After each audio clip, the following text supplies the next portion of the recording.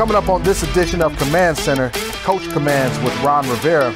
Ball's tipped, it's in the air, interception, Kendall Fuller. Kendall Fuller, ball tipped at the line of scrimmage. Oh my goodness! The Commanders keep on rolling, extending their win streak to 3 after last weekend's win over the Falcons. Coach and I will talk about what worked and what adjustments are being made this week. One bright spot during this win streak and most of the season has been the defense. Coach goes into the film room to break down what has this group rolling. And we've got an NFC East showdown on tap tomorrow when Washington heads to New York to take on the Giants. Insight on that matchup you won't get anywhere else is coming your way right now. Go.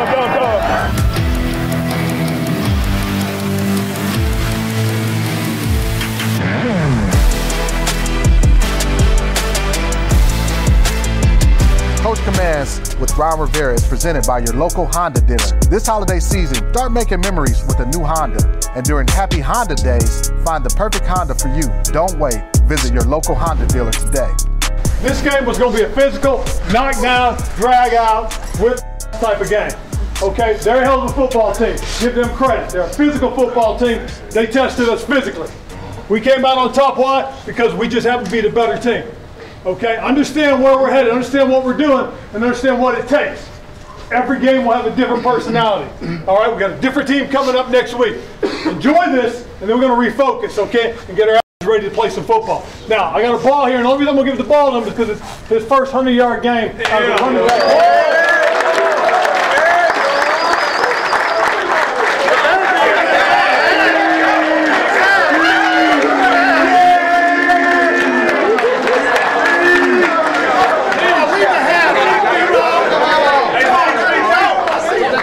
Hey y'all, honestly, I've been wanting to say this in front of the team, but like, you know, since everything happened back in August, man, I promise you, like, everybody in this room have like shown me unconditional love and support, man. Just to help me get to this point for real, man. I couldn't be more thankful for everybody in this room, man. Y'all the people I turned to the most after going through what I went through, man. Just, you know, to have this opportunity to do what I did today, man. I give all y'all the credit, man. Thank y'all. Team ball 3, 1, 2, 3. Welcome into the show.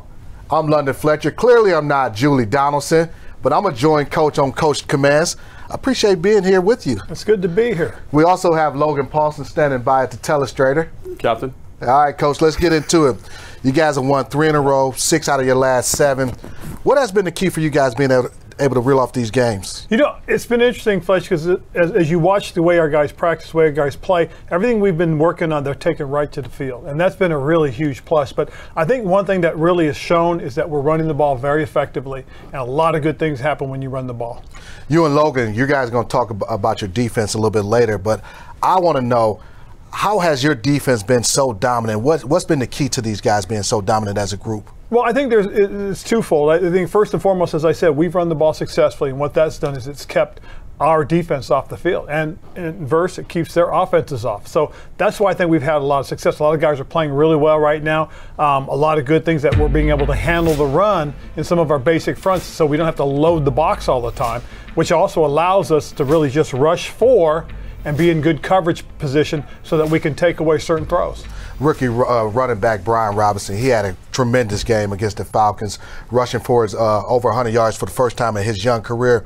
How happy were you to see that happen for him, especially considering all that he's been through? Well, you know, Fletch, if you go back and look at what we did in the preseason, I think we kind of was signaling to everybody that we're going to run the football, especially with him, because we did a lot of good things then. And, you know, getting him back and kind of him working himself back into shape once he got past the first 4 weeks, now all of a sudden you're starting to see it come together. You're seeing the positive things, positive growth in him as a football player, and that's been nothing but good for our offense. Yeah, and also, I can tell you what, with weather like that, those defensive backs, they don't want to tackle a 230-pound 6'2" running back late in the game. You know, that's one of the things that we always talk about is that guys that are big, that run hard, especially this time of the year, they have an opportunity to run through a lot of tackles because, as you said, some of these guys are making business decisions. Absolutely.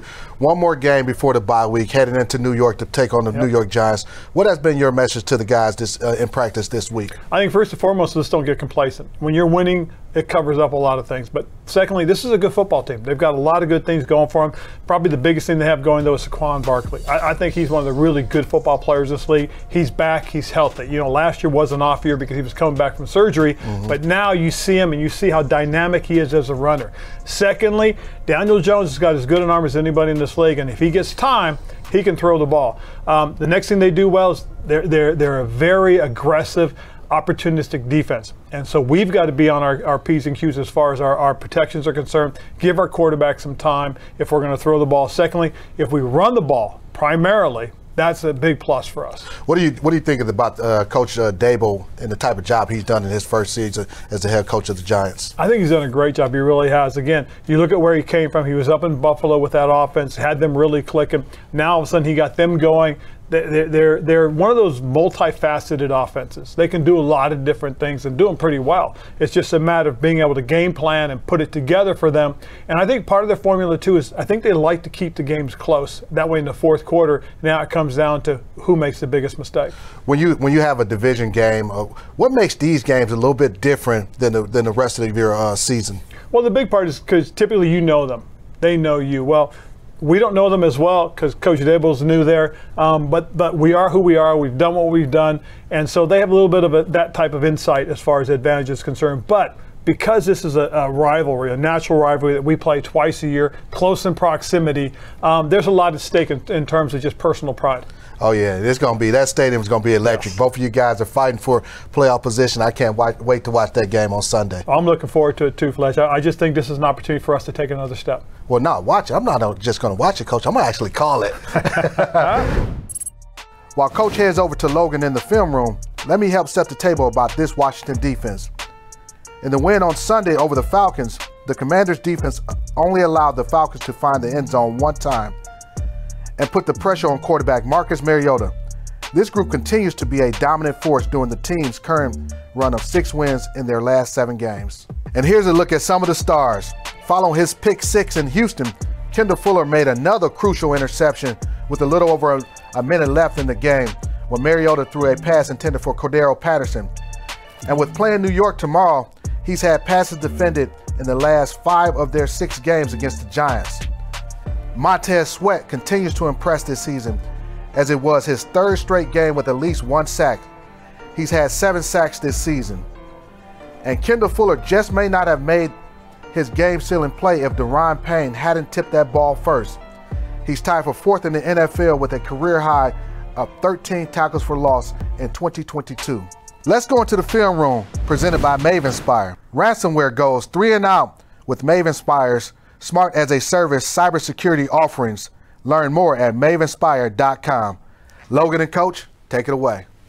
Fletch, thanks so much. Coach, always great to be in here after a win talking about great defensive football. And one of the things that stuck out to me, Coach, I thought you guys did a great job mashing concepts, and that puts you in advantageous spots to get them off the field. And so let's just take a look at this one real quick. This is a nice dagger concept. It's in a 2-minute situation. And one of the things I love is you got 4 safeties on the field. You got nice, good physical football players on the field and guys that can cover. And the thing I really like is when you're playing Tampa 2 coverage, which you are here, is it allows you to get these guys deep, but having a really athletic Tampa player, which again, to me when I see this, it kills the concept before they even get going. Well, very much so, because what it does, it gives us a middle reader that understands the concept, but also has the athletic ability to really hinder a lot of things that the quarterback wants to do. Right. So in this particular instance, again, as you said, they're trying to get the ball downfield, they're trying to get into field goal position just before the end of a half, and by doing what we've done, okay, we've taken away the opportunity for somebody to come in and make a big play. But secondly, the other thing it does too is because we can match the coverage, even though we're in zone, we take away the quarterback's check down options,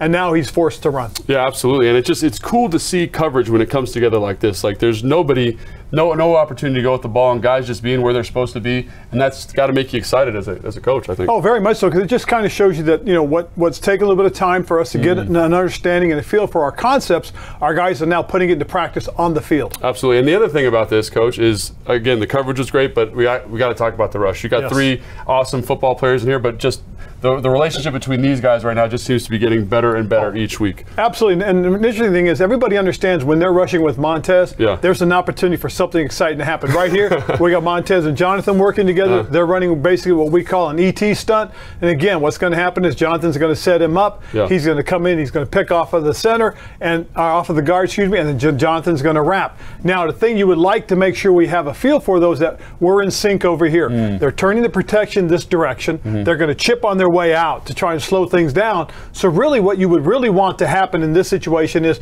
for us to be patient, to hold contain on the outside, because we know, again, they're matched up one-on-one on this side.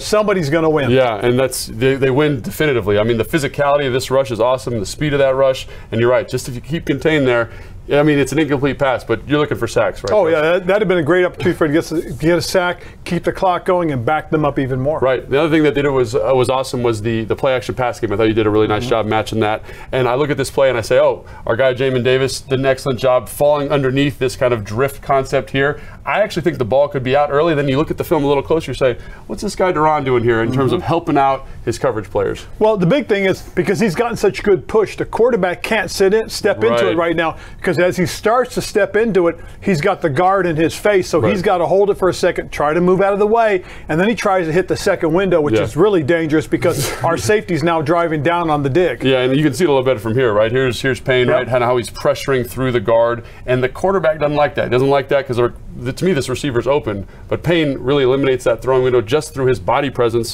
which allows Jamin to play the run and get back underneath it. Right, and then what happens is because the quarterback has held the ball, the rest of the rush gets there because he's still trying to get to the window, but it's just the second window, which is really dangerous. And again, we had a safety coming down, and here comes Defo, has a chance to make a play. And Defoe's been doing a great job playing those passes all year long, so that's awesome to see, and great to see that physical rush. You know, it doesn't matter. Third down, first down, they're always getting after the quarterback. And this is one I thought was kind of fun, just because it's interesting, is they're going to run a little push crash concept here. So he's going to act like he's going to block here, and then they're going to run a takeoff here, Coach. And so when I see that, I think, oh, this corner should probably crack replace. He should fit the run here if the receiver's blocking the safety. But I love how patient Christian is here, and is playing his assignment and forcing the receiver to the safety instead of having to force him to cover a lot of grass. Very much so, and this is a max protection off of play action. And again, they're only got two guys initially into the route. They'll have somebody sneak out later as a check down, but for the most part, because again, as you said, Christian is disciplined, he's patient, he's reading his keys, he gets an opportunity to see that this is passed, so he's going to go ahead and dig out, get his depth, and now help cover, and again, discourage the ball from being thrown. Right, absolutely, and it's cool to see a young guy playing good sound football. It is, and again, that goes to coaching, and credit our defensive staff for that. Coach, man, it's so good to see these guys playing football at this high level. Always appreciate talking to you. I appreciate it. On game days, do not miss Command Center. Game Day Live, the official pregame show of the Washington Commanders. We're live on the air starting 2 hours before kickoff. That will be at 11 a.m. tomorrow for our matchup with the Giants. You can watch on our YouTube channel, Facebook, and Twitter. And after the game, don't miss Command Center post-game live for reactions, analysis, and interviews with head coach Ron Rivera. You can also find that on YouTube. Take command of your game days. Speaking of that one, let's get some healthy competition presented by Ortho Virginia, the official orthopedic and sports medicine partner of the Washington Commanders. Here's a look at how these two NFC East rivals match up on paper. Washington is trying to win 3 in a row over the Giants for the first time since a 4-game win streak that went on from 1998 to 2000. The team just reached a season high of 176 yards rushing from their win over the Falcons on Sunday. And the Giants are coming off a loss on Thanksgiving to the Cowboys, where New York had a season low for time of possession of 25 minutes and 51 seconds. And although he's averaging less than 200 yards passing per game, quarterback Daniel Jones still might be having the best season of his career, as he is on pace for career highs in completion percentage and yards per pass attempt. Don't go anywhere, because when we come back, we're all heading into Coach's office to review some of the Giants game tape. And we'll talk about how to get to quarterback Daniel Jones and that New York offense. And a little later, we're looking back at the team's winning legacy in the backfield, an area that's helping to propel the offense this season.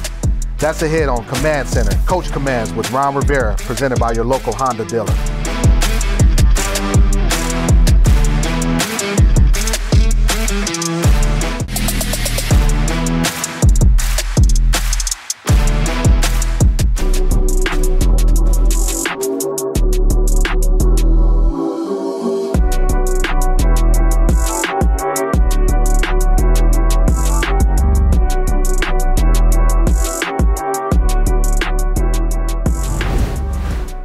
Welcome back. It's time for the RIVERA Review, presented by DC Prime. All stakes are not created equal. All right, we're here in Coach's office. Logan and Coach picked out a few plays that we're going to go through talking about the Giants. Let's go, guys. Yeah, I mean, I'm super excited, Fletch, because not only do you get to talk to Coach, but get to talk to a Washington legend, defensive legend, and it's good that the first pick is on the defensive side of the ball here, the first clip, excuse me. Wink Martindale, Coach, likes to bring a ton of pressure, and there doesn't seem to be a lot of rhyme or reason. He'll bring it first down, he'll bring it second down, he'll bring it third down. This is a third and long situation, and obviously the last time you guys saw a team that played and brought a lot of pressure was the Detroit Lions, and you guys struggled. Is there something you can watch that you can take advantage of and say, we can exploit this? Oh, very much so. I think a couple things that happened in this game that, when you pay attention to it, and that is Detroit let them get into situations like this in terms of, they huddled up, they got to the line, I see. And then now all of a sudden these guys are able to sit there and adjust, move people around. Now you've got to ID and identify what they're going to do. One of the answers that Detroit had, obviously, was they wanted to get the ball out of the quarterback's hands quickly. Well, that's kind of what they want you to do too, so they can just drive up, make the tackle, get off. Yeah. But if you have a plan and an understanding of how you can protect and get the ball, then you can make some things happen. Here in this instance, what they're trying to do is just throw what we call a bubble screen, or an alley screen, whatever you want to call it. He's going to get the ball out to who he thinks is a guy has a chance or an opportunity to get out and make something happen. So what they've done is they send two blockers outside, okay? Yep. And what they're going to and there's two defenders. Yep. So that's all they're really trying to do. And so one thing that sticks out to me, I'm sorry, Lennon, is the quarterback checks that at the line of scrimmage. Yep. Is that something that you guys would engage with, or does that slow you down too much? You want to be playing fast? No, it's something that we'll get to the line of scrimmage. If we see something, this play, this becomes a very viable play. Okay, and so there's always that possibility. So what's going to happen on this, obviously, is they've got it figured out right now that they're going to bring the corner, the slot, excuse me. Right. Okay, the nickel in the slot. And so because of that, what they're going to do is they're going to bypass him, and they now have a matchup of two blockers, one receiver, and guess what? They've actually got them outmatched. And Coach, I want you to touch on the key of this tunnel screen. Would you say is those two guys getting the initial blocks? Yes. Getting those initial blocks downfield to get the screen game started. Exactly, because if you don't get those two blocks made, obviously, then they're going to make the tackle. But once you get in the way and create an opportunity for this guy to go, now anything can happen, and that's exactly what happens on this play. Guy gets up, they miss a tackle, and next thing you know, he's racing for the first down. Yeah, absolutely. And it's interesting to me because, like I was talking to Fletch about this, usually if you're playing zero and you're pressuring a lot, you're a really good tackling team. I don't feel like the Giants are an exceptionally good tackling football team. Well, I know, they've obviously had some injuries, at their cornerback position. They got some guys that, again, they've got to get their hands on people and make good tackles, because if not, this is what happens. You take a chance by only having a couple guys out there on the perimeter. They're outnumbered by a guy, and all of a sudden something happens and he's off to the races. Yeah, so obviously that's the biggest component of handling Detroit's defense is dealing with the pressure, because they don't have any personnel outside the defensive tackles that scare you.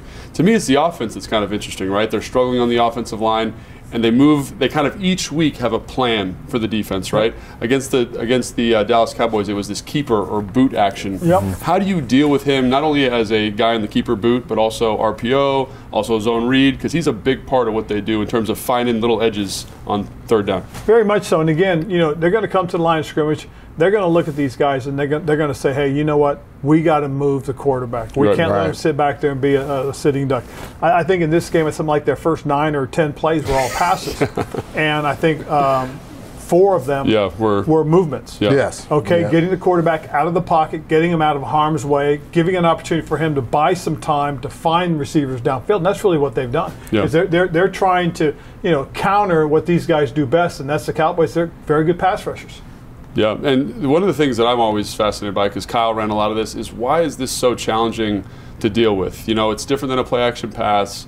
It's different than, a naked boot, whatever it is. Why is this? How does this stress the defense, I guess is my point. Well, first of all, because they're really good at running the zone scheme, okay? So anytime you're good at running the zone scheme, it creates a lot of problems, because if you're really good at faking the zones and you're making contact, your offensive linemen are not just going left or sideways. Yeah, right. They're gaining ground a little bit on the blockers. Yes. Right. As blockers, that freezes everybody. So what you're seeing right now is, again, these guys are taking lateral steps to the left, but they're engaging. They're just not turning elephants on parade. So that stresses the linebackers, that stresses the safety in the box, and the next thing you know, now it gives the quarterback an edge, gets outside the edge. But the thing that's really interesting is if you look at the options he has, and Daniel Jones has got enough of an arm and athleticism that he can really throw the ball across his body. And he will throw the ball across his body. One of the things you always tell everybody, though, is a lot of times bad things happen when you throw across your body. Yeah, absolutely. Coach, on this play right here, the Cowboys do a pretty decent job taking away his, let's call it, first three options. The poise that Daniel Jones shows right here, even under pressure, to wait and get the tight end delay. Really appreciate your time. Can't wait to watch this game. All right, I look forward to it too. We got more of the Coaches Show coming back after this.